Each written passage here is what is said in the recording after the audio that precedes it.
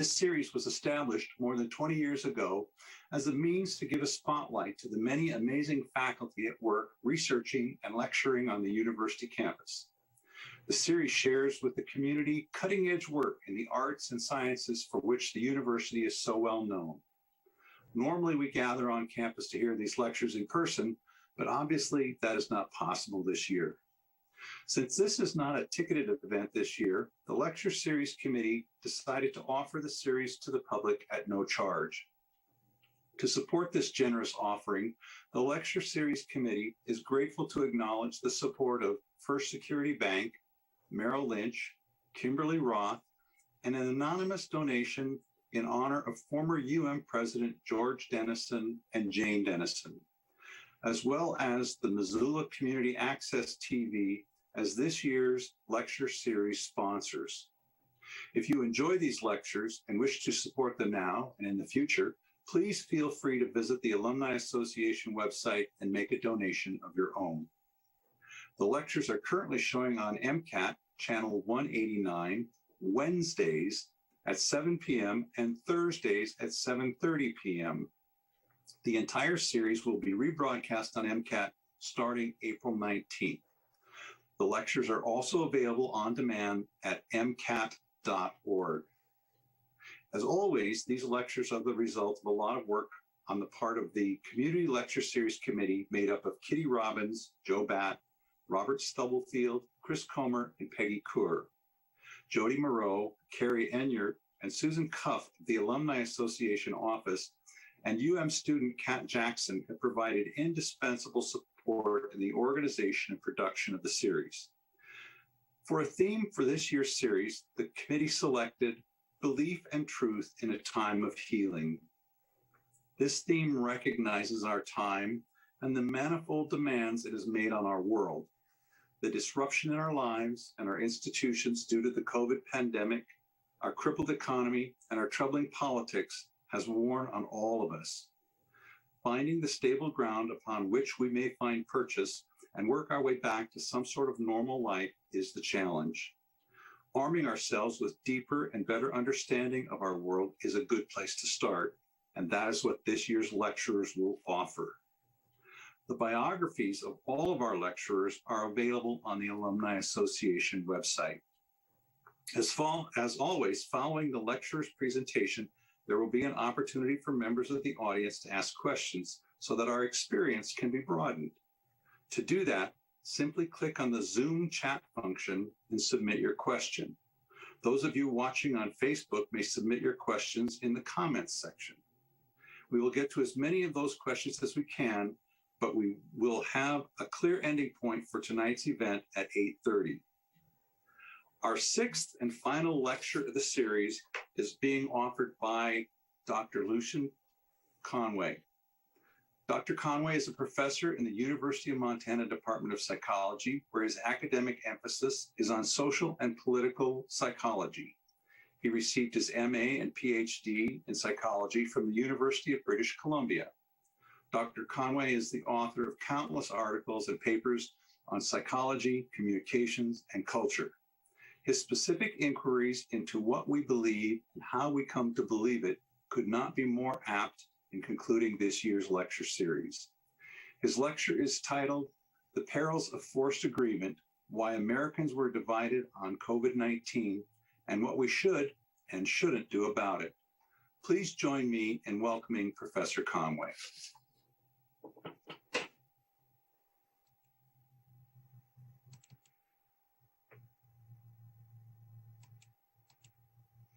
Okay, thank you very much. You're seeing that and hearing me.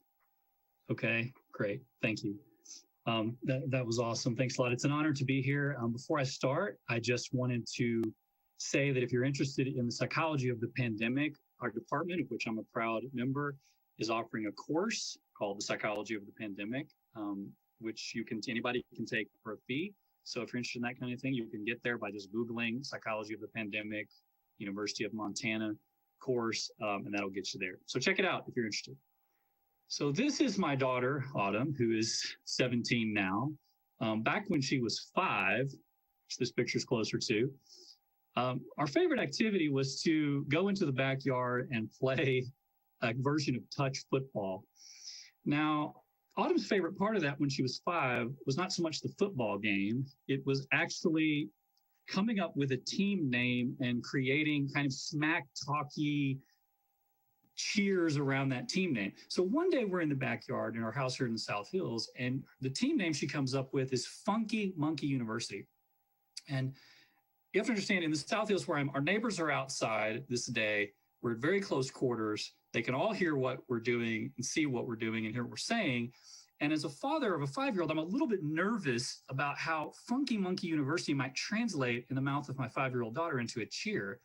But the actual truth of what happened was way worse than I feared, because what she did was she abbreviated it incorrectly as FFU, and her cheer was yelling that really loudly and putting a large gap in between the first and second letters so that my 5-year-old daughter was screaming for the entire neighborhood to hear F, F-U, F, F-U. And I could just feel the people around me, my neighbors like, awesome parenting, good job. Now, I share this story as a kind of metaphor. My daughter was and still is an incredibly sweet person who didn't yell obscenities on purpose, but it feels a little bit like right now that the country is in a place where we're all sitting on opposite sides of a field screaming obscenities at each other. And never has that been more apparent than over COVID and over how to deal with the pandemic. In fact, we've been arguing for a year vehemently over things that we hadn't even thought of probably like 13 or 14 months ago about masks and should we open restaurants and what percentage of people should be in them. So there's been a lot of debate, a lot of division in the country over COVID. And one of the issues that's central to the debate that kind of ties a lot of the other things together is related to the perception of threat. How threatening do people view this disease really? And there's a political divide in the country we're going to talk about that liberals perceive it as more threatening than conservatives. And we're talking about what that means, how we got there. So where we're headed today, just to kind of give you a high-level overview, we're going to discuss research on why the country was and is divided over COVID-19. How did we get there? Then we're going to discuss research on what we can do if we want to be united, if we want to feel more whole, provided, I've got my fingers crossed, we're on our way to the aftermath phase. How can we get back? How can we feel unified? What can we do about that division that we feel? How can we feel some sense of healing moving forward? So if you're curious about this, we wrote a blog piece last year when the pandemic started that we were invited by Heterodox Academy to write. You can read that. Also, if you really want to dig deep, you can go to my Google Scholar page or ResearchGate page and click on links to research. So why were conservatives less worried about the disease, the COVID-19, than liberals were? Well, that may sound obvious to you that they were, but to me as a social psychologist and to many of my colleagues, this was not what we anticipated based on years of research on ideology and disease. In fact, a lot of research pre-COVID in my field of social psych suggests conservatives are more sensitive to threat in general, and especially sensitive to disease threat. In fact, one of my colleagues called COVID a paradox because of that reason. Now, so we were curious in our lab, given this long history of research on why that suggests conservatives ought to be especially likely to view it as threatening, why did they view it as less threatening when the pandemic hit? So we looked at 3 possibilities. This was research we did back in late March of last year and early April. So we investigated 3 possibilities. We looked at the first possibility was maybe liberals were actually experiencing more negative effects of the disease. So if you remember at that point, New York was the epicenter, which is more liberal. Maybe it would have been different at that moment if the epicenter had been in Texas, a more conservative place.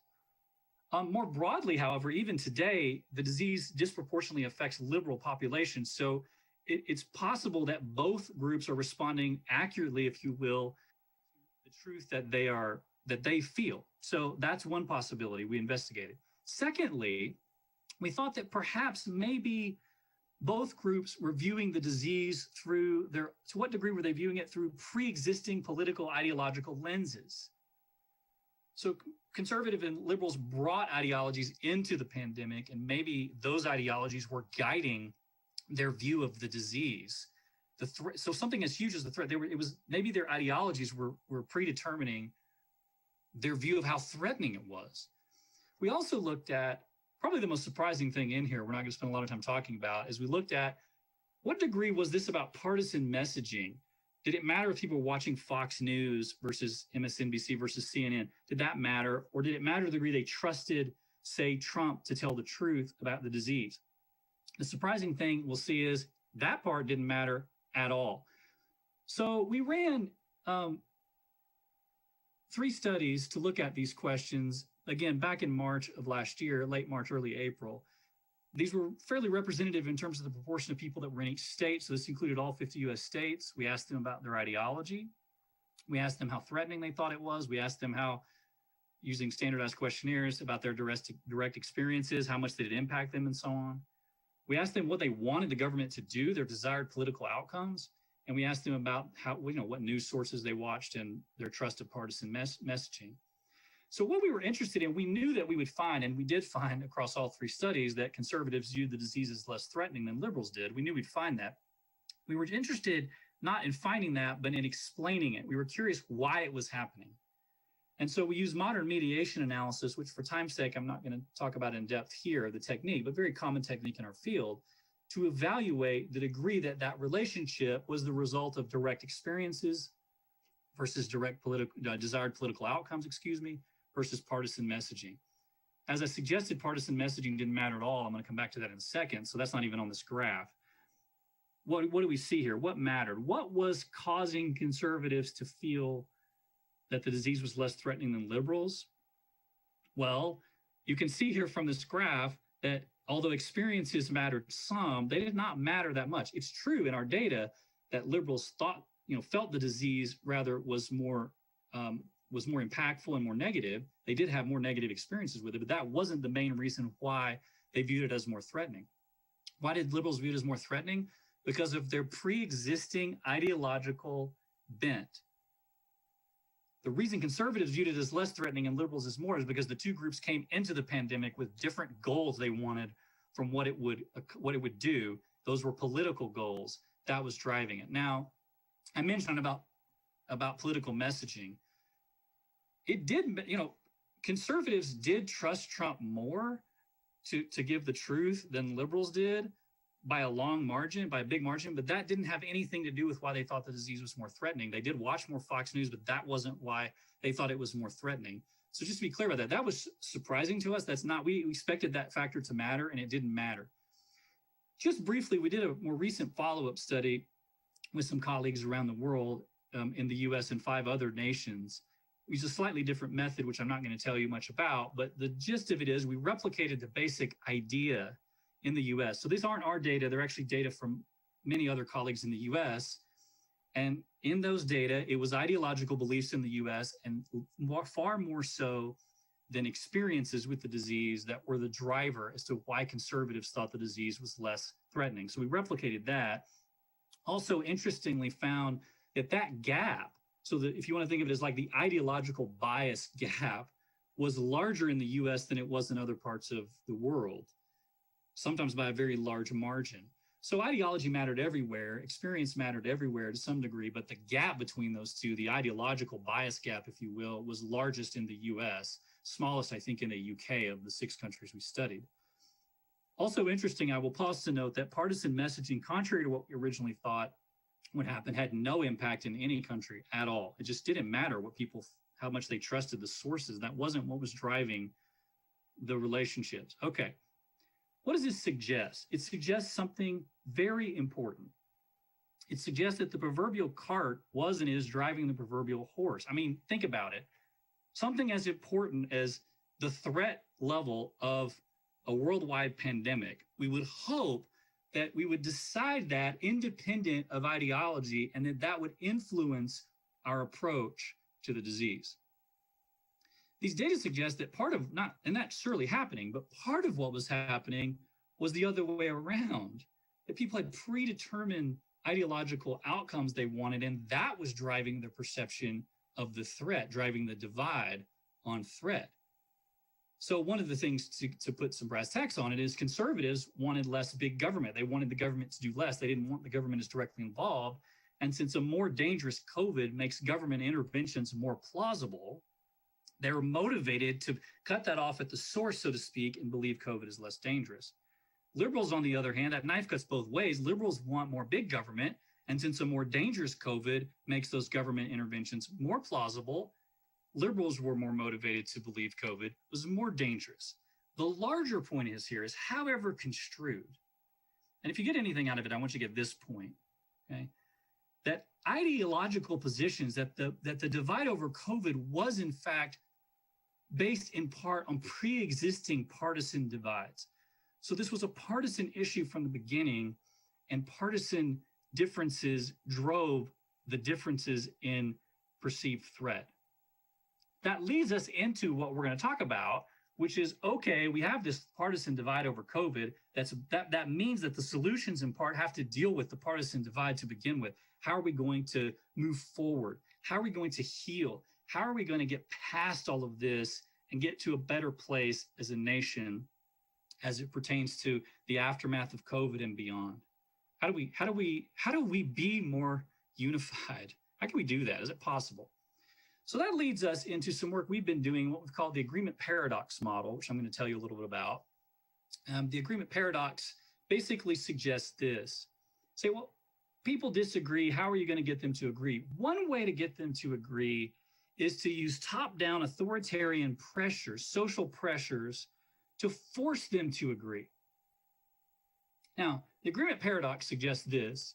Those pressures from authority figures and from social institutions to get people to agree do in fact produce agreement. They work in the short term.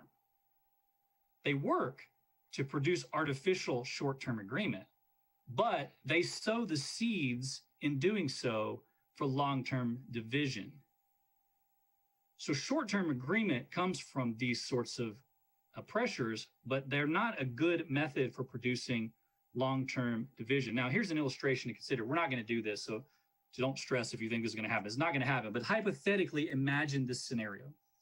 Imagine that I gave an opinion on COVID-19, some political opinion on it, okay? I'm not going to give one, but imagine I gave opinion A, okay? Now, imagine that after giving the strong opinion A, I said this. Now, we're going to go around the metaphorical room for everybody that's watching, and we're going to put the camera on you, and we're going to turn your mute off. And when we do that, I want each of you, when that happens, to say how great you think my opinion is and that you agree with it, that it's right. So we're not going to do that, but imagine we did. What are you going to do? Now the camera's on you and you're unmuted and everybody's watching. And I've just said, if you don't comply and say my opinion is right, we're all going to boo and you're not going to be able to finish the talk. So that's what happens. Now, so just think to yourself, what do you think is going to happen if I do that? Well, social psychology tells exactly what's going to happen. It's very clear from social psychological research that three things are going to happen, okay? The first thing that's going to happen is, to a surprising degree, in that instance, people will in fact say, Luke is great, I agree with his opinion. Now, people also, by the way, are bad at predicting that. So most people will say, I wouldn't be one of the ones to conform, but they're not good at predicting. They underestimate the likelihood that they're going to conform. So research suggests that we think we won't conform, but we will. So to a surprising degree, we will create a sense of agreement in that we've got this group of people all agreeing that opinion A, Luke's opinion, is the right opinion.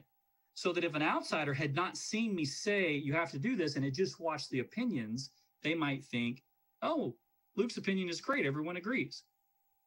So that's the first thing that would happen. To a surprising degree, everyone would say Luke's opinion is great.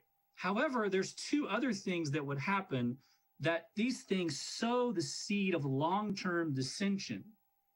The first thing that would happen is the obvious thing, probably the first thing that occurred to you when I said what would happen.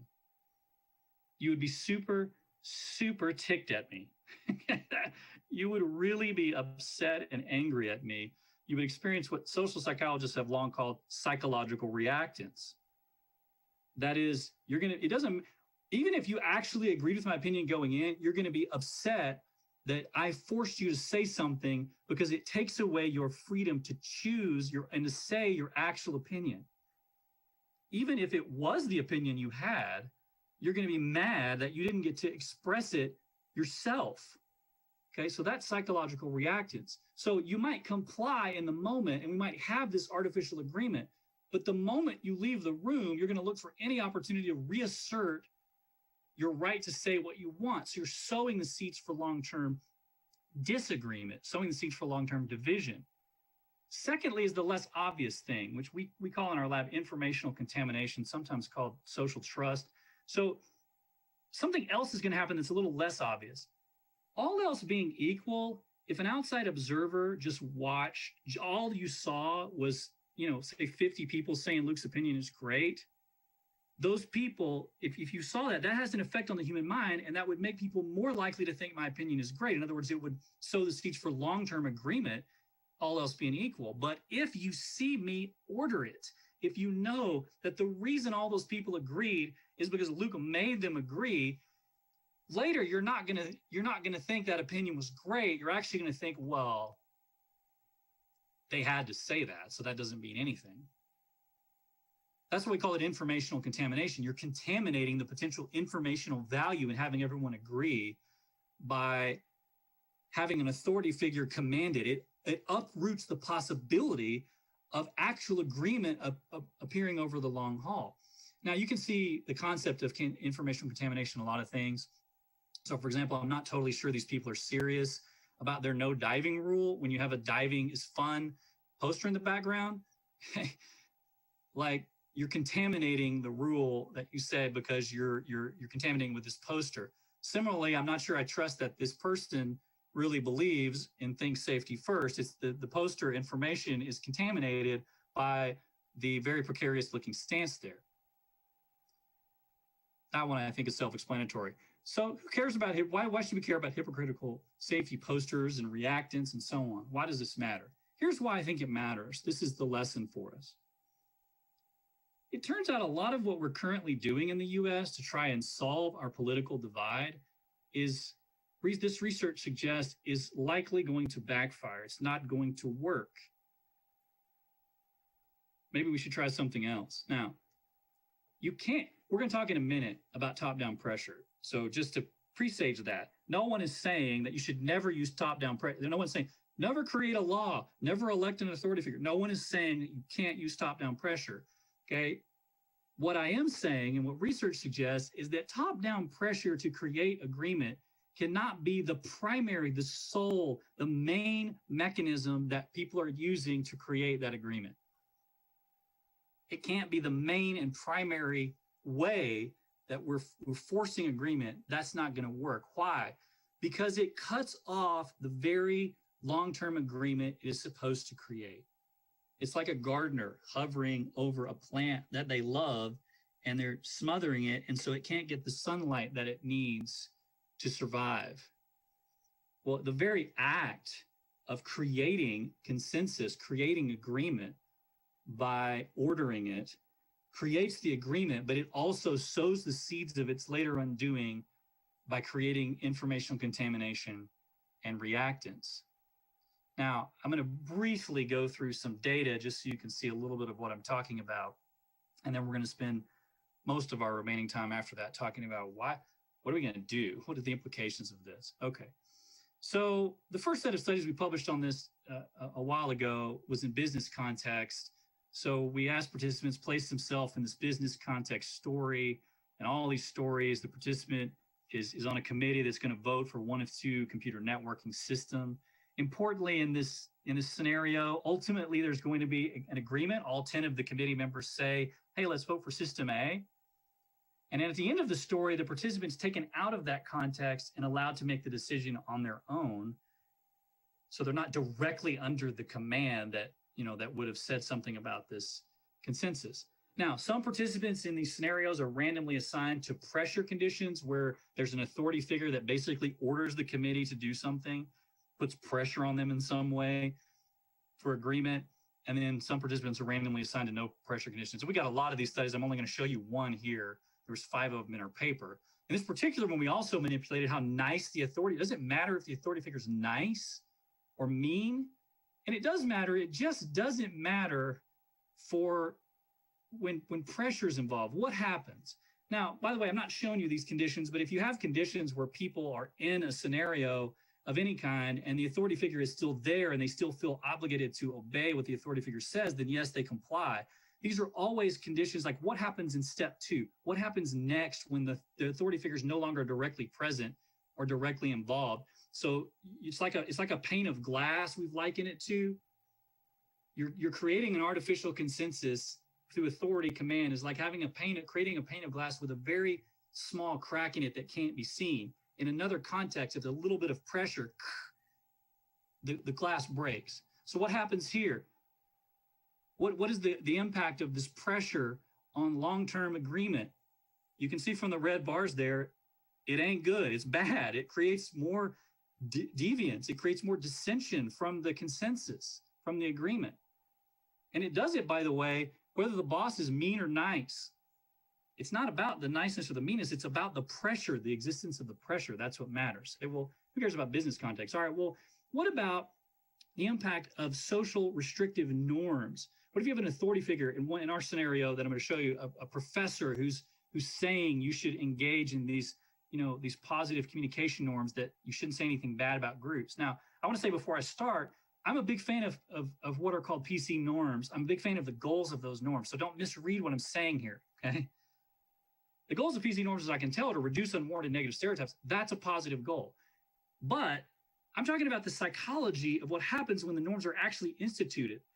And they have positive and negative things. On the positive side, people will engage in positive communication when they feel the pressure to engage in more positive communication. But what happens when they leave and go outside of that context, which happens often? Well, in this study, what happened was, in the scenario study, when they didn't feel pressure, in the blue bar there, what happened when they felt pressure? It actually decreased the positivity of their communication of stereotypes to a different friend in a different context. So the pressure, making the pressure of the political correctness norm salient through an authority figure or some other means actually backfired and produced more negative stereotype communication. And a norm that is specifically designed to produce positive communication about groups produce more negative communication. Why? In this study and the one I just showed you, it's because of reactance, it's because of informational contamination. Those two factors we measured accounted for a lot of why that happened. Now, say, well, those are scenarios. What about the real world? What about, let's go back to 2016 and say, why was Trump, this very divisive figure, why was he elected? Okay. Well, we were interested in what is the influence of political correctness, these restrictive communication norms on, this was in the September-ish of 2016, so this was in the immediate run-up to the 2016 Clinton-Trump election. And so we just did this simple thing where we primed some of the participants, we randomly assigned them to be primed with political correctness norms. So we just gave them some statements about those norms, and they were restrictive, statements. So we primed political correctness norms, and we didn't do that for other participants. We had control conditions. So now, what do you say? What is going to be the effect of that prime on the likelihood of people voting for Trump or Clinton? Well, on the surface, you might think, well, that's going to help Clinton because that's in her wheelhouse. That's going to frame it in a way that's going to be beneficial to her. Actually, the exact opposite happened. When we prime political correctness, you can see there, it made people more likely to vote for Trump and made them slightly less likely to vote for Clinton. Now, this was a left-leaning sample on MTurk. It was a slightly left-leaning sample. And you can see there, if you just look at the control conditions, what happens when you don't do anything, when they don't have this political correctness prime in our data in the run-up to the election from 2016, overwhelming support for Clinton. That support was almost entirely wiped away simply by a 4-item prime for political correctness. You say, well, what's going on with that? Well, it's the agreement paradox. What's going on is, by the way, this happens for both liberals and conservatives. Even when liberals agree with the thing they don't like their freedom being taken away. So what's happening, and other data suggests this too, by the way, about political correctness in that like Trump ran on an anti-political correctness campaign, and it suggests that it was partially effective because people, no matter what people's position, they don't like being told what to say and when to say it. And that has long-term negative consequences, so that this norm designed to produce a certain outcome actually backfired and produced the exact opposite outcome of what it was trying ostensibly to produce. Now, for time's sake, I'm going to share this very quickly, but we did 3 studies, 2 scenario studies and a correlational study, looking at what is the impact of this for climate change? What is the impact for pro-environmental policies? So if you have an authority figure command them, or you have a really strict law in another study, what happens? Well, what happens is the same thing. If people are in the scenario and they have to feel like they have to comply, they will. But the moment they step out, what is the impact of that form of pressure? It's the agreement paradox. It backfires. It produces less compliance with that, less voting behavior, less policy favoring of that change. Short-term agreement is the result of pressure, long-term dissension. Now, why should we care? What does this mean? Let's talk a little bit about moving forward in the rest of our time together. First of the thing is this: it suggests a reason why we got here in the first place. Not the only reason, but a reason why we got here in the first place. We want unification. Harmony is good. I want unity too. Okay, we want unity. We want to feel less divided. Okay, if you do a test on the words unity and division and synonyms, people like the terms unity and they don't like the terms division. So we want more unity. It suggests part of the reason is we want unity so much that we're trying to force it or impose it in various ways, and that actually doesn't work in the long term. So what does it suggest? How do we get out of that? What do we do? Is it possible to get out of it, or are we really right here? And that's just, we're in a place that has no exit and no U-turn. I don't think so. I don't think we're right here. And I'm going to tell you why. How do we get out of this agreement paradox? Well, the agreement paradox model actually suggests ways that we can get out. We'll talk about those. Now, I do want to point out there's hope. So Americans do report in multiple surveys feeling very divided. In fact, some data suggests this is the most divided that we've ever felt, as long as people have been tracking that. But people want to be united too. And you can see evidence of this all over the place.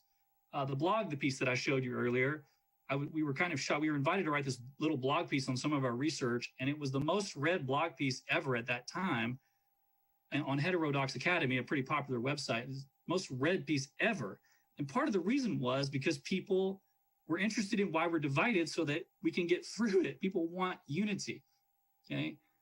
So it's not like there isn't some motive to desire and want unity. So what does this mean? How do we get out of it? It's probably occurred to you as I'm talking that some of our divisions are based on very serious disagreements about what we ought to do on very serious issues with lasting and huge repercussions. I mean, we're not talking about issues like what flavor should we choose at Baskin Robbins. I mean, I'm a pralines and cream guy. Okay, so we're not talking about that. We're talking about serious things like life and death issues with pandemics and all sorts of stuff. So we're talking about very serious issues with very serious repercussions. So I just want to say up front, the research doesn't in any way suggest that we should stop putting public pressure on anybody ever.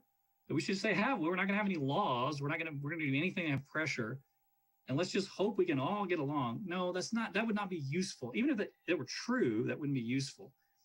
Sometimes pressure is necessary. Sometimes you may have to risk division to accomplish some greater goal. And I'm aware of that. And the model accounts for that. So we're not saying never use pressure. We're going to talk about when and where to use it in a minute. But that's not the message here. Also, I'm not suggesting that this is a magic bullet. I don't have a magic bullet. I'm sorry. I don't have a magic wand. Okay. But you got to start somewhere. I'm talking about the known psychological properties of things we do know, what would work.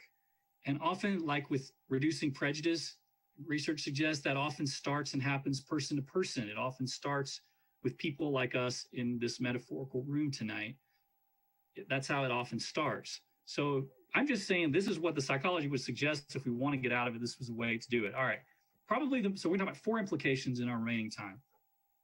Probably the single most important implication, if you heard nothing else I said tonight, this would be the one I would tune into.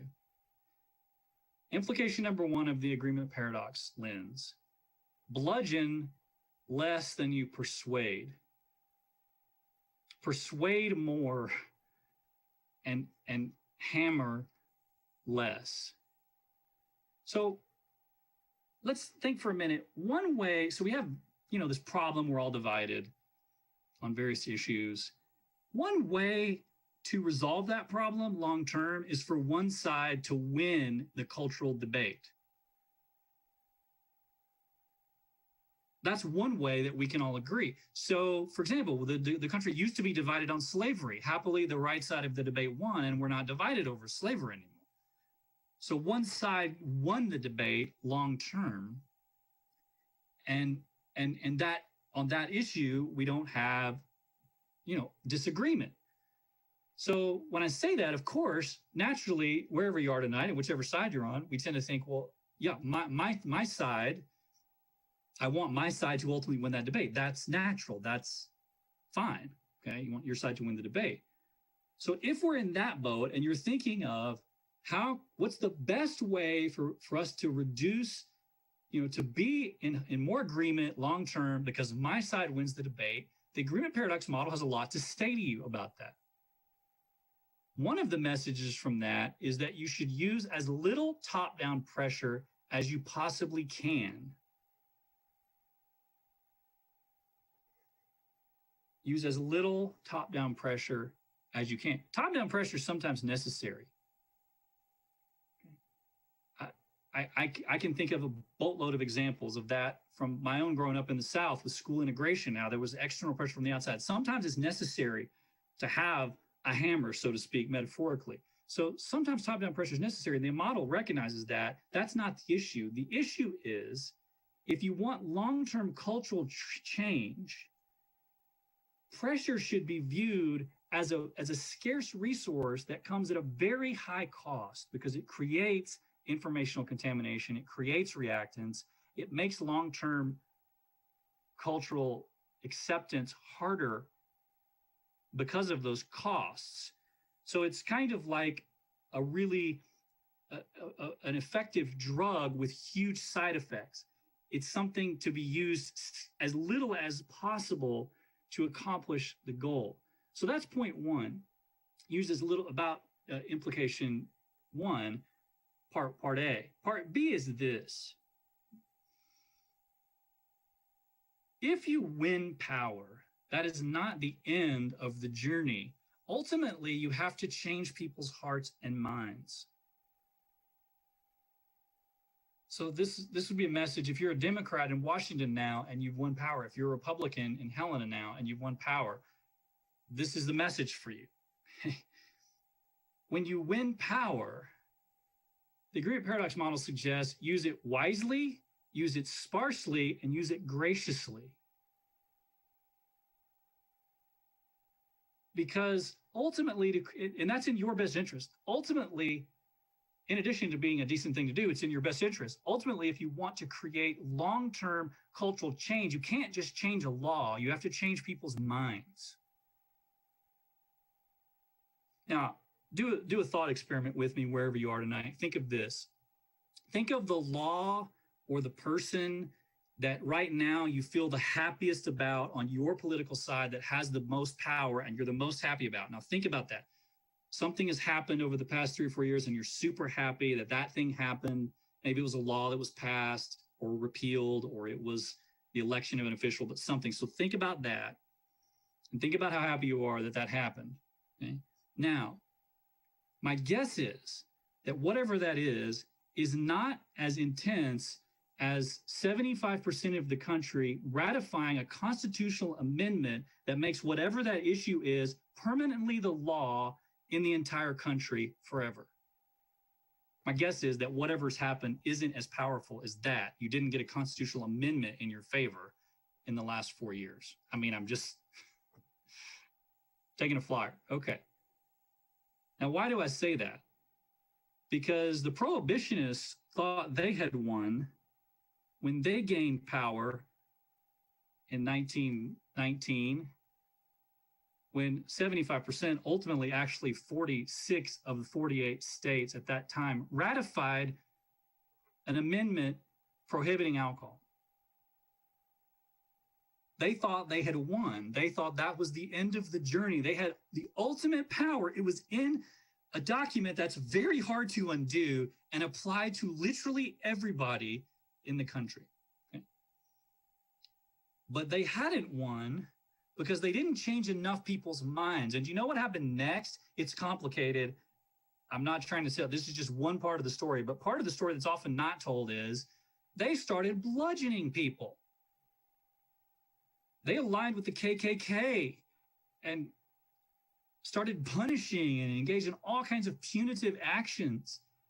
And the long-term result of that, part of it was informational contamination. People started to doubt whether it was actually a good rule if you have to bludgeon people for it.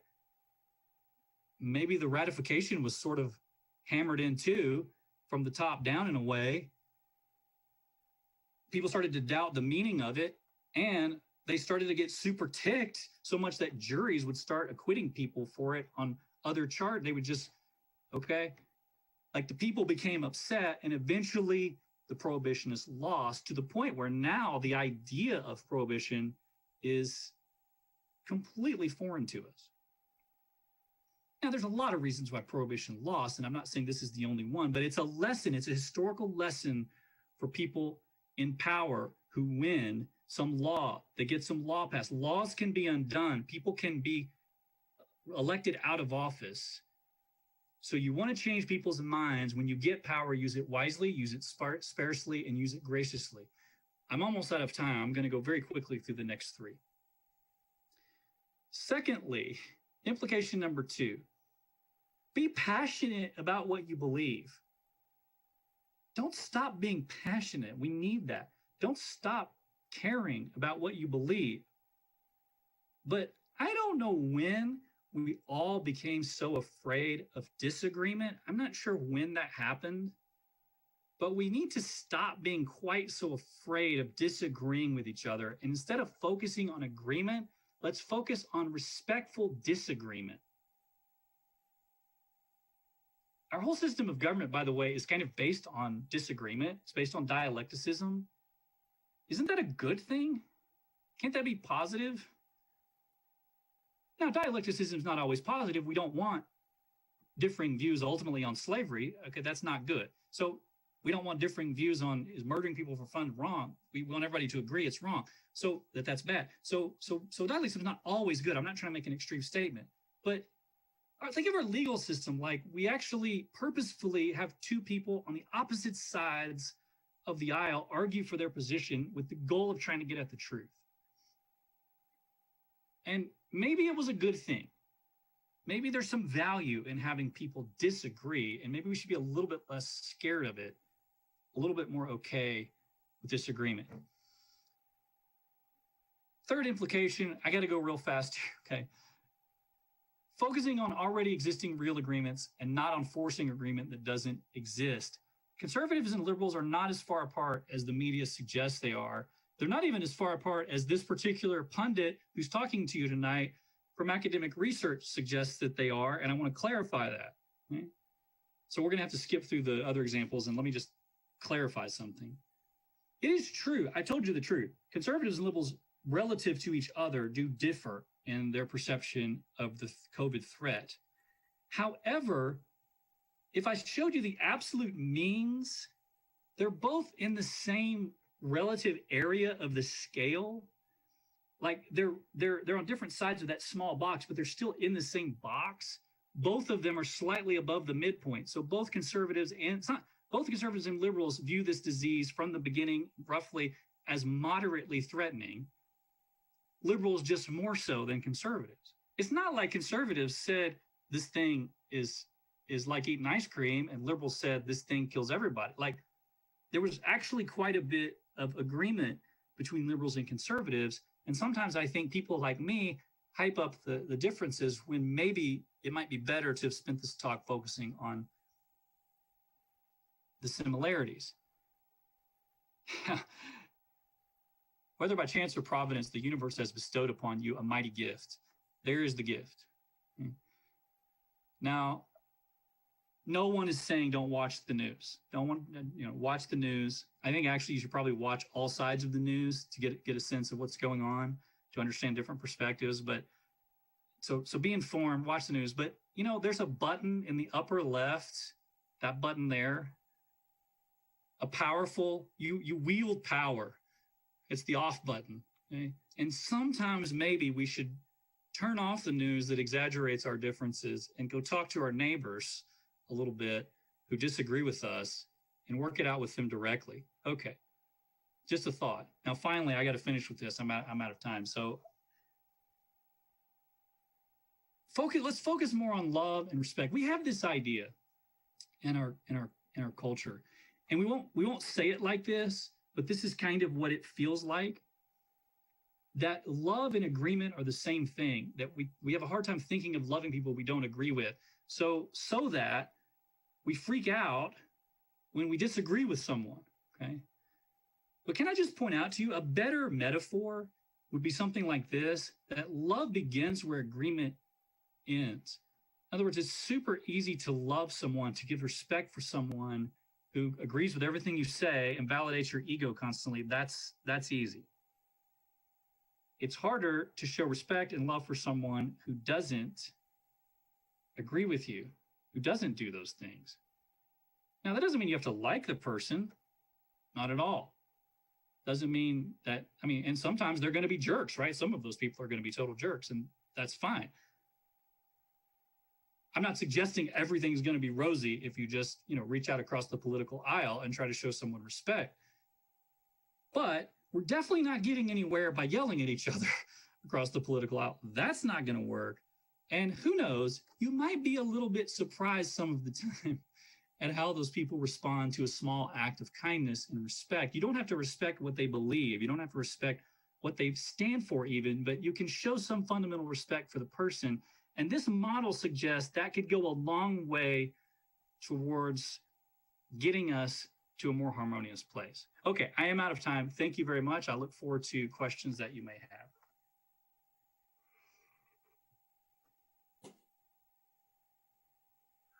Okay, if you'll turn your screen down. Oh, sorry. Yes, there. No, that's all right. That's okay. If you turn it down, then we'll jump up. We'll get there. We are. Then we'll be bigger.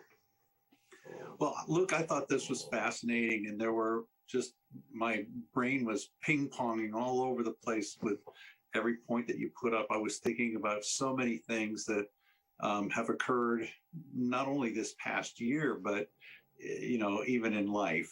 And one of the first things that I hearkened back to, I grew up in a large family, and there were arguments about everything. But my parents insisted that it wasn't, they would tolerate arguments. They wouldn't tolerate bickering. If you were bickering, you got yelled at. But argument was the process of providing evidence and argument, that you had to be logical. You had to not say unfounded things. You had to bring that to it. Another thing that I popped up in my mind is Oxford debate.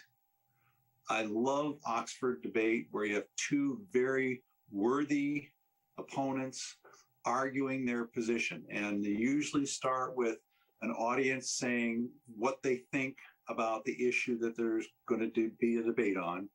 Then there's the debate, and then they poll the audience and see whose mind was changed. And I've always felt that an Oxford debate was a great thing, and we should do more of it. And it harkens right back to what you said, so much of what an Oxford debate involves is your authority is based on information and argument, and the debaters respect one another. They don't attack them for who they are. They attack their ideas. Where does the whole idea of debate fit in this scheme? Are we as a society patient enough anymore to sit and listen to people debate and have our minds changed by debate? I think that's an awesome question. The short answer is I sure hope so. I do think that there's a hunger for that. I was a part of an now this was an academic conference, although I believe this person was not an academic who was at this talk, but I was giving we had an Oxford style debate. I was on a symposium at SPSP, which is one of the largest conferences in social psychology in the world. And there was a fair number of people, a couple hundred people in the audience, and we're having this debate over a particular issue, politically charged issue in social psych. I'm not going to tell you what the issue was for the sake of not distracting us, but so our lab and another lab were basically arguing over it, and we had agreed going in we were going to be vigorous and passionate but respectful. That was our rules. We're not going to use ad hominem attacks. We're not going to tear people down. We're just going to vigorously disagree about this issue. Well, my point in saying all this is that afterwards, someone came up to me after the talk and said, I don't even care who wins this debate ultimately. I really don't care. But I was so encouraged just to see a respectful yet passionate debate. And my goodness, this is what I'm quoting from this person. It gives me hope for America. That's what the person said. Okay. Yeah. Now, I don't want that to be self-aggrandizing, like I'm not the hope for America. Please don't read that into it. But it's just an illustration of your point that I do think there's a hunger for people to get back to, some kind of debate. Back may be the wrong word. Now, obviously, things on all sides of that, you can see that on all sides. And some of our own data in our other lab where we study complexity suggests that maybe the Twitter world is decreasing our desire to do that. Like we're in a world where increasingly we have small sound bites. Politicians in the country are getting less complex over time. We've got some trends that are a little troubling as a social analyst to me, to your question about whether or not we can get out of it. But I do think part of the solution is your family solution. That's the solution I apply in my classes. Like I say, you can't be mean. If you hate people, keep it to yourself. But if you disagree with someone respectfully, that's okay. That's great.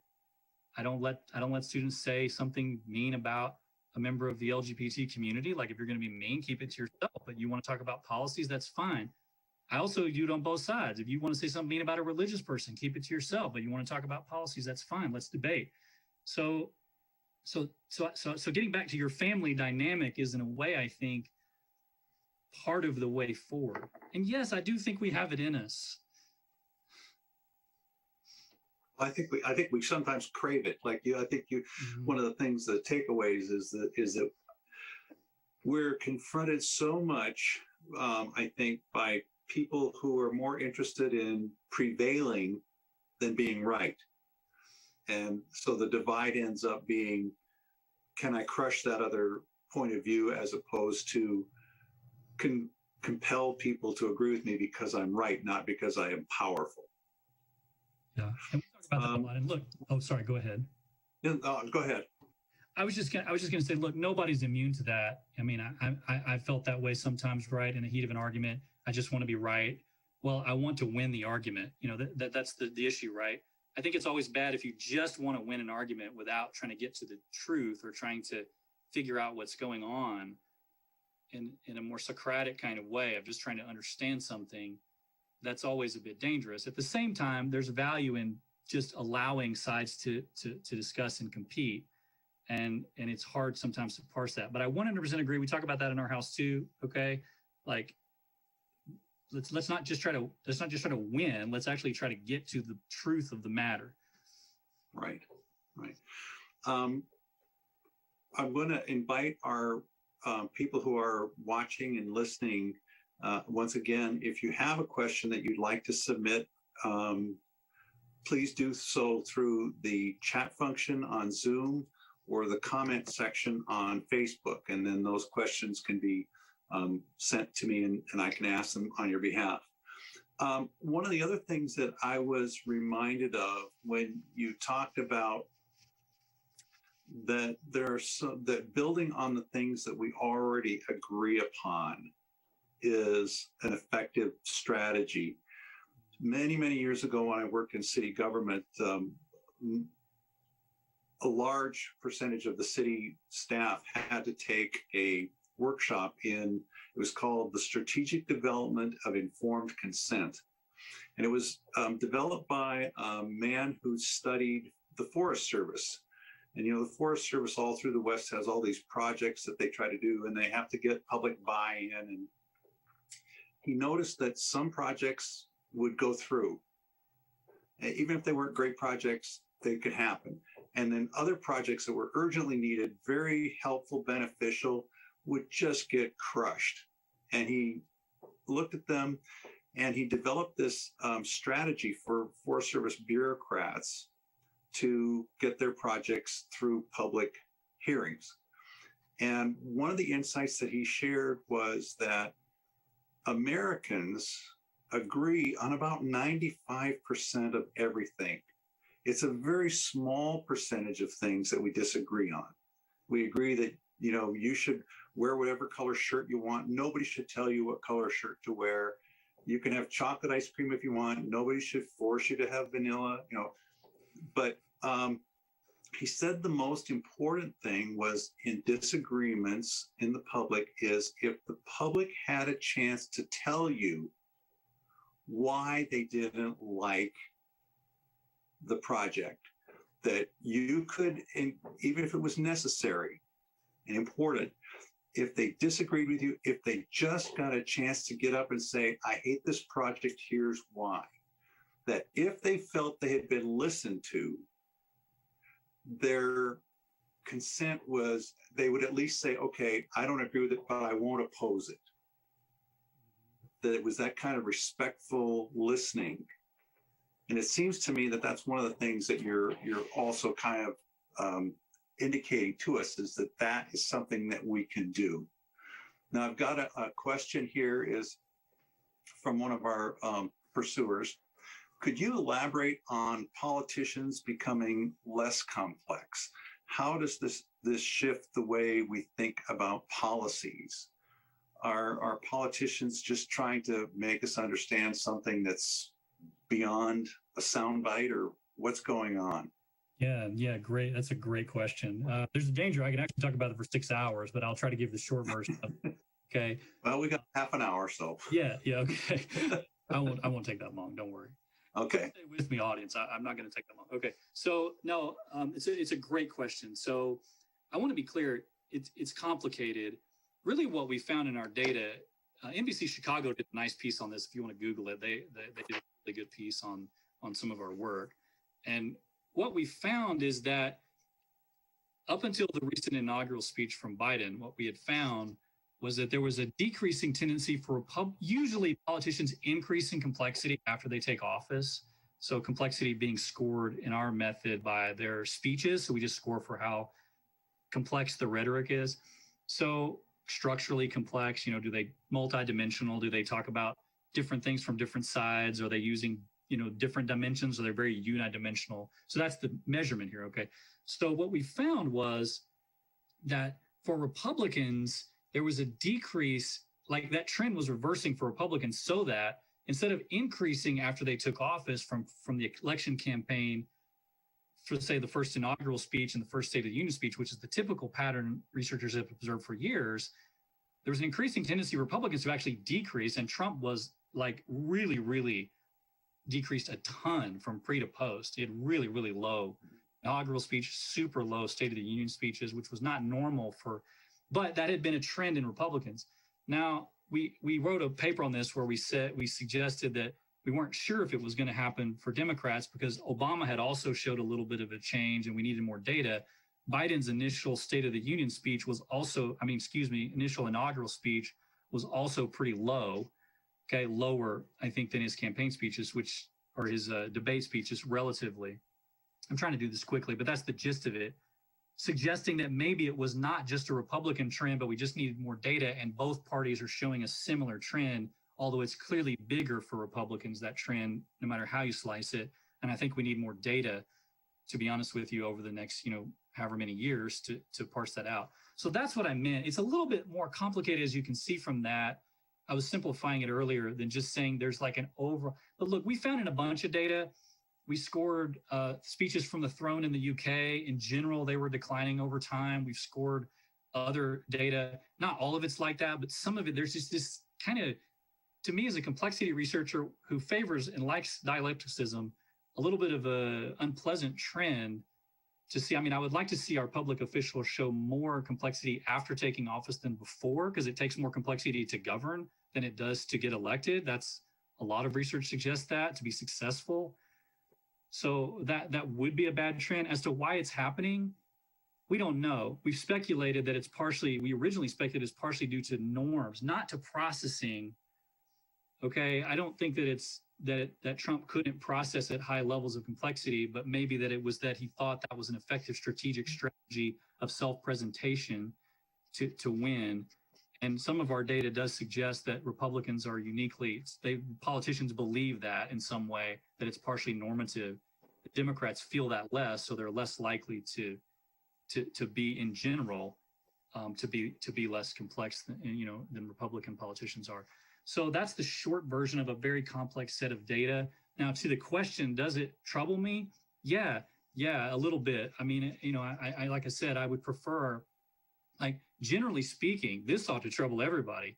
The average State of the Union speech from the average American president is about the same or sometimes lower than the average college undergraduate just responding to a random question. So that does, you know what I'm saying? That just general fact, and it's getting worse. That doesn't sound great to me. Yeah. How it occurred to me on what you just said. How much do you think that might be informed by social scientists like Frank Lutz, who has his focus groups and he learns the buzzwords that push people one way or another, and then he is able to feed those buzzwords to the speech writers and to the politicians and say, use this phrase, it'll incite the people more, or stay away from this phrase, our voters don't like this one. How much do you think that contributes to what you've described? I think that's a great question. I think the data suggests not at all. So it look, I'm going to qualify that with the Lutz comment. Okay, so this is pre-Lutz comment. Mm-hmm. We published a paper on this, okay, and that was one of the main things the reviewers wanted to see. So we did a bunch of analysis on it, looking at speechwriters. How much do speechwriters matter? The subjective case, by the way, was surprising to me, what speechwriters actually say and what political scientists have said about them in general, about how. So the question is, how much is the speech actually just a function of, the Frank Lutzes of the world or whatever? And the answer was pretty uniform from the speechwriters themselves and from what people say about them, which is hardly at all. They don't really, they're not ultimately the arbiter as much as I would have guessed going in. Also, our data suggests they didn't matter. We looked at pre and post speech writing. We got the same kind of effects. They generally just didn't have much of an effect as far as we could tell. Now, that was pre the stuff you're actually talking about.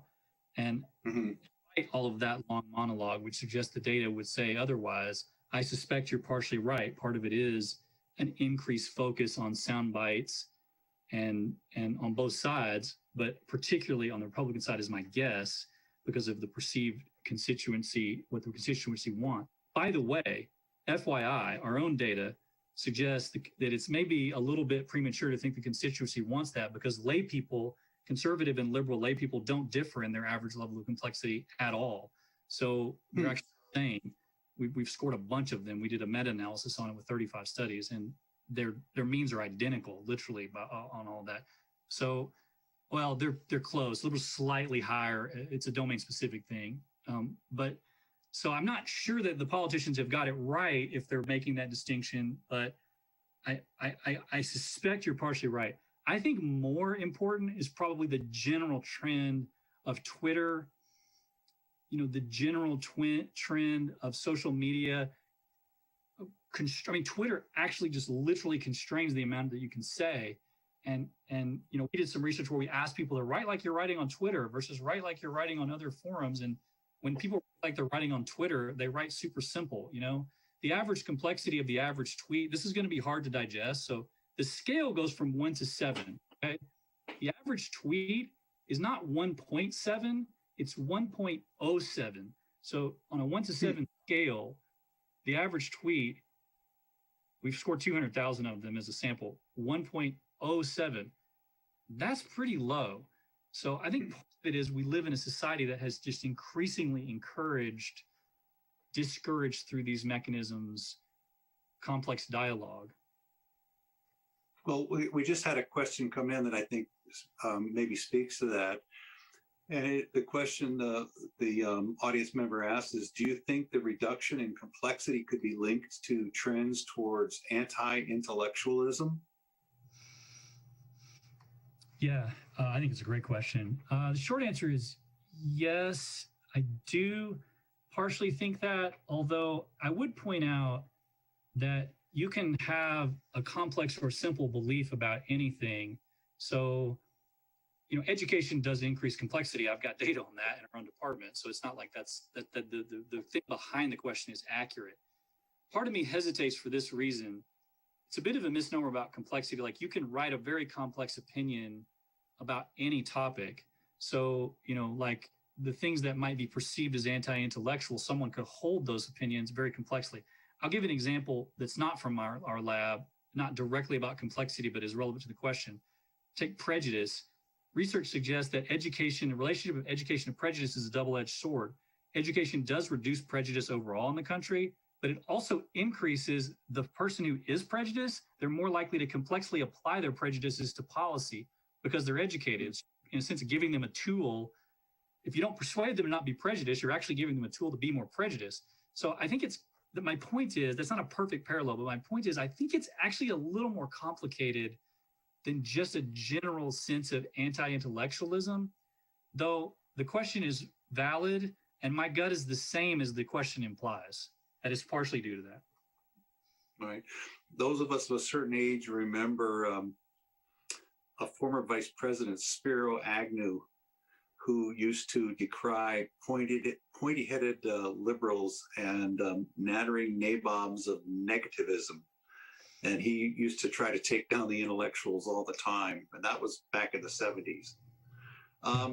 Not new, you're right. You're right. And go back to the Scopes trial or whatever of William Virginia Bryant. Right. Anyway, okay. Yeah. Right. I had another participant ask this question. How do we structure conciliatory communications when one group looks down on another or considers itself superior to another, i.e. uneducated working class people communicating with educated professionals? It's kind of that same flavor of what Agnew was getting at. Yeah, an excellent point. And I want to be clear here that I think this applies on both sides of that divide. So, I think it's equally bad for I can't stand it when academics look down their noses at people, and I think that's terrible. Okay, I think it's also bad when other people just look down their noses at academics without thought or debate. Okay, that doesn't mean we can't have serious disagreements, and that's fine. So now to the question. All right, how do you bridge a divide when the other group seems to look down their noses at you? They don't seem to take you seriously. Okay, that's an excellent question. I don't have a magic wand for that, but I've got some thoughts. The first thought comes from actually our research, not ours, but Peter Sudfeld's research on complexity, work, which we've written some about. And the metaphor is, what do you start with? I'm going to draw a metaphor from international negotiations. Okay, you're an international negotiator and you have what seems to be an antagonist who is unwilling to compromise. Okay, they don't like you; they're just going to come at you. What do? Research suggests you should start with a conciliatory, complex approach, because if you don't, you're predetermining the conclusion. And to a surprising degree, that actually works. In other words, if you predetermine the conclusion and you assume that the person on the other side, the metaphorical group who's looking down their noses at you in the example, is going to respond in a certain way, then you're creating a spiral that nobody's ever going to get out of. Now, having said that, the metaphor also suggests sometimes they don't. I mean, Neville Chamberlain was consistently complex with Hitler, and it didn't work.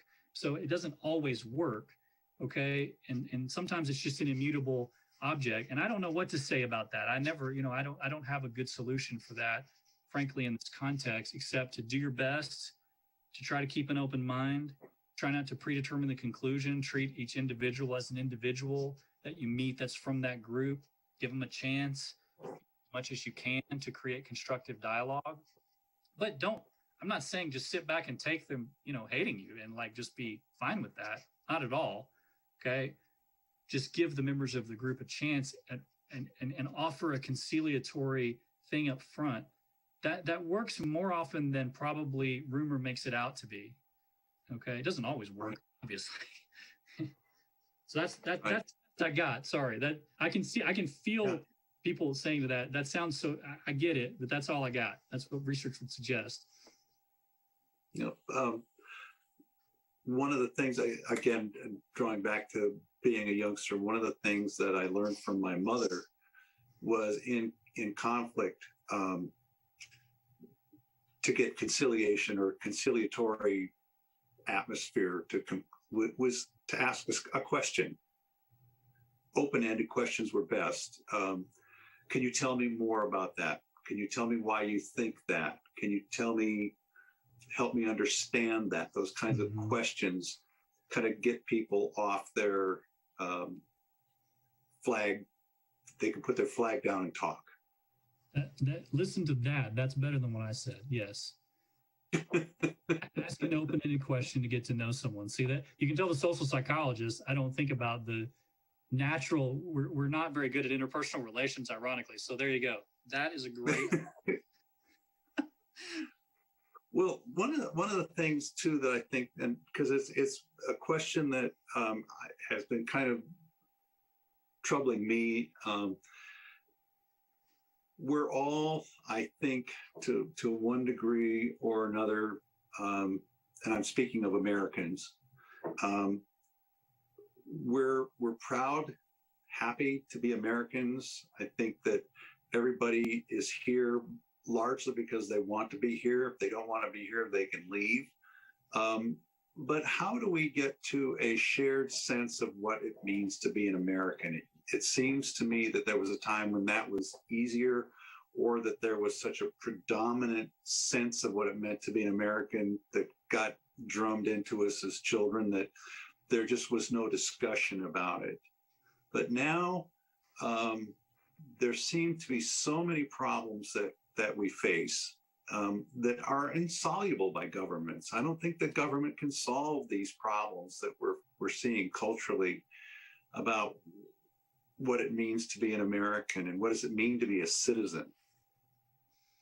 Yeah. And do you have any insights on how we can adopt that as our goal? I'd rather be in a country where people were trying harder to be better citizens, harder to be better as Americans than, like I said before, prevailing in a point of view. Yeah, I think it's a great question. I have thoughts. I don't know if they rise to the level of insight, but I do have many thoughts on it. And one of my thoughts is kind of what I tell my class about my own sense of patriotism, which I'm very patriotic. I'm very proud to be American, but it's based on an ideal that has been inconsistently applied. So to your question, I feel like if you went back to 1950s America, you would not find very many Blacks in the South who would feel proud to be an American because the ideal was not applied consistently. It's a great ideal. I love the ideal that's buried in the Constitution. Now, the Constitution itself is flawed. I'm not trying to hold it up as some, sacrosanct document, but there's ideals in there, some of which were not good originally, but there's still some ideals that I think the country was founded on that are good. That's the way I view it anyway, okay? And I'm proud of those ideals. I'm not proud of the way they've been inconsistently applied over the years, okay? But to your point, I think there are ideals that we agree on largely that get buried and research suggests this in my field. So for example, just to name something, let's get outside the Constitution for a minute. Like Americans really focus on fairness, both sides. Research on moral foundation suggests both sides care about two principles. Don't harm people, love people. Both sides agree on that. That's a good principle, okay? And be fair. Let's be fair. Now, what we disagree about is how to accomplish fairness. There's disagreements about that. And we focus so much on the fact that we all disagree about what ultimately produces the fairest society that we can get hung up on that. To your question, I think focusing a bit more on the fact that we actually have a much deeper, much more shared agreement that we want, both Republicans and Democrats, both liberals and conservatives actually want society to feel fair. That to some degree, reminding us of that and focusing on that might help us. Now, that's not that's just one example. There's no simple, like you said, I don't think there's some like, I'm just going to say something and then all of a sudden everything's going to be fine. Or we can't just pass a law that says this is what it means to be American and then we're all fine. That we don't do that, right? I don't want to do that. But I think there is a sense in which working hard to work across those group lines and apply fairness and apply things as best we can, and to be sure that the constitutional principles that we cherish are equally applied, kind of naturally helps solve the problem, over time, so that people are actually more internally proud of those principles because they feel them and can see them. Maybe that's just my own biased perspective, but that was the thing. Those are the things that came to my mind. Sure. So returning then to the departure point, the theme of your lecture tonight about we're looking at the end of the tunnel, hopefully, of the COVID pandemic. We're touch wood, cross fingers, whatever. So we're still going to have a divide. Do you imagine that a year from now, even if we do get past it, that there are going to be remnants or scars of people saying it was a bad thing the way so-and-so handled it, that if people had worn more masks, those people who didn't wear masks, they caused problems, or the government was just too heavy-handed, the businesses that suffered, the small employers, the job losses, all the rest of that stuff just wasn't worth. I mean, are we still going to be fighting about the COVID a year from now, and hopefully we're not being ravaged by it? We still going to be fighting about it, do you think? Oh, for sure. I absolutely think we're going to be fighting about it. So I don't think that's going to go away, because those ideological divisions that caused the fight predated COVID by a long time. We were already becoming more politically polarized before COVID. COVID just exacerbated. And I do think you're right. We're still going to be fighting about it a year from now. But there's fighting, and then there's fighting.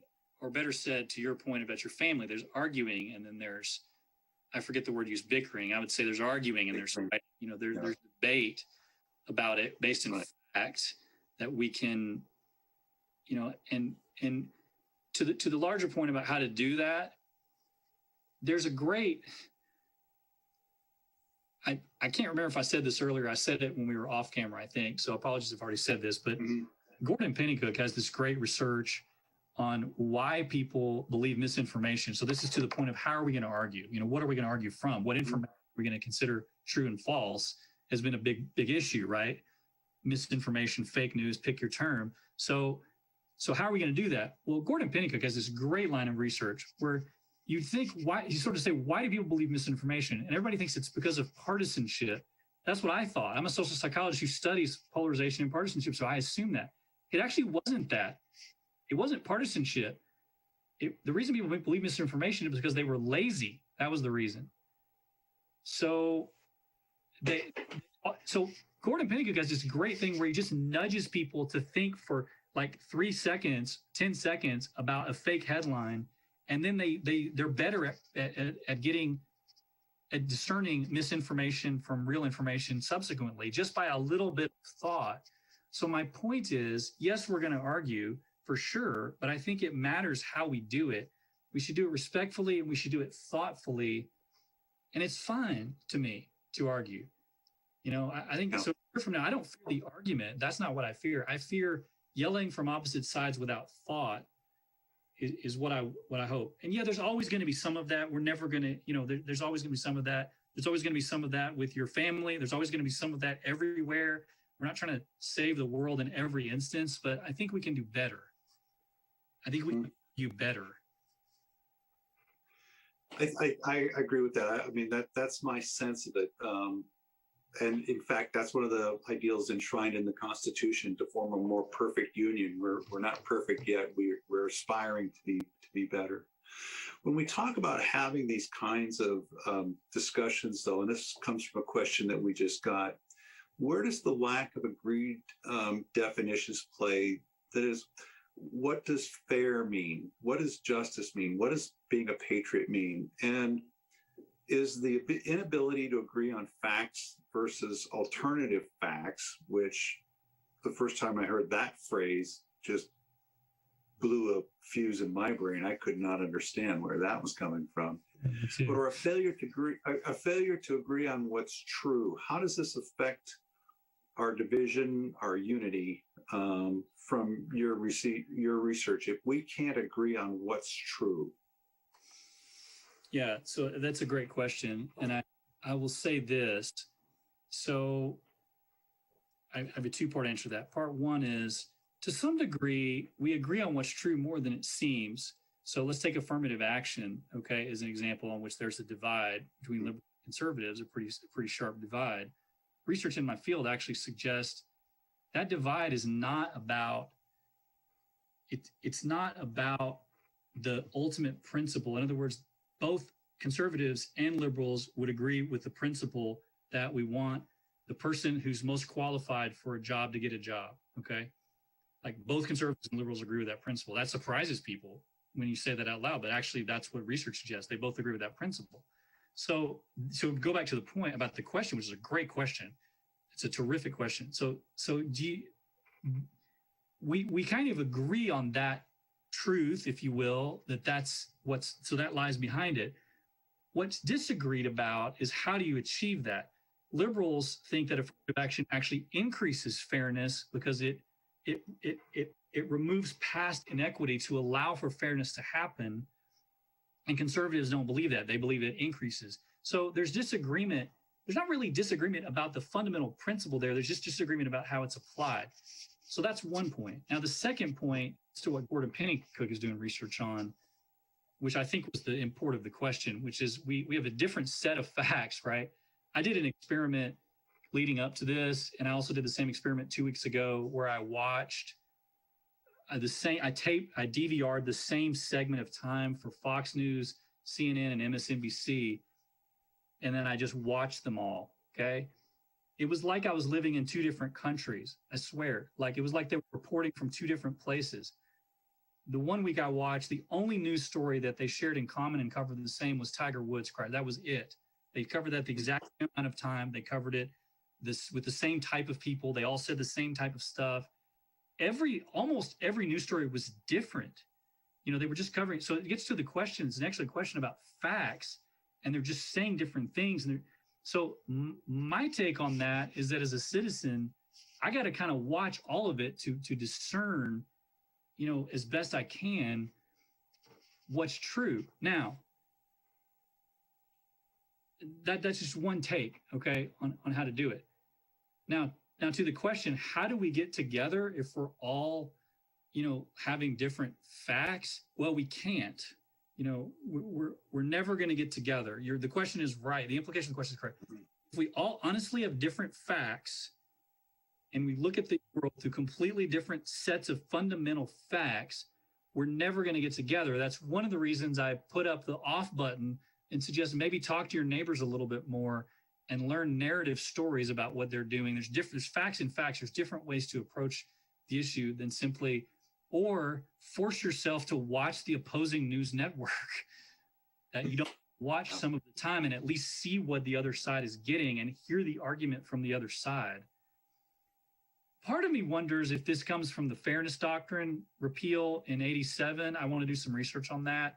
Part of me wonders if maybe we were better off when the federal government, as much as I don't like the federal government mandating what people say, I just said a whole thing on that, right? Part of me wonders if it was better when the federal government actually forced two sides to appear in every discussion, which we don't, that's not the world that most people have grown up in. That was the world that I was a kid, that was the world. But well, and of course it was different then because all television was on the public's airwaves. Now with cable, the rules are different, and so it seems to me that that's one of the things that has been really changed in our world over the last 30 years or so years is that broadcasting was a public good. You didn't have a right to do it. You had a license to do it, and you had to fulfill some sort of public benefit as a result of it.